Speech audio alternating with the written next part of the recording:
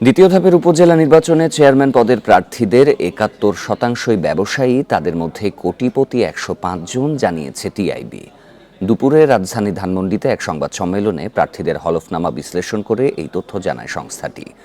TIB নির্বাহী পরিচালক doctor Iftekharuzzaman বলেন, দ্বিতীয় ধাপের উপজেলা নির্বাচনে মন্ত্রী ও এমপিদের ১৭ জন স্বজন লড়ছেন। কোটিপতি ১০৫ চেয়ারম্যান প্রার্থী ছাড়াও ভাইস চেয়ারম্যান পদে ৮ জন কোটিপতি এবং নারী ভাইস চেয়ারম্যান পদে ৩ জন প্রার্থী কোটিপতি। সব মিলিয়ে দ্বিতীয় ধাপের নির্বাচনে কোটিপতি প্রার্থী ১১৬ জন। টিআইবি আরও জানায়, ভূমির মতো স্থাবর সম্পদের মূল্য নির্ধারণ কঠিন হওয়ায় সম্পদের হিসাবে তা বিবেচনা করা হয়নি। প্রার্থীদের ১৩% বিরুদ্ধে এক বা একাধিক মামলা রয়েছে।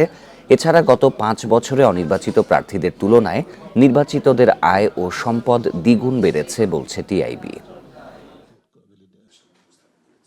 যে ডাটাগুলো আছে নির্বাচনের ওয়েবসাইটে, নির্বাচন কমিশনের, সেই ডাটার উপর বিশ্লেষণ করে বলেছি।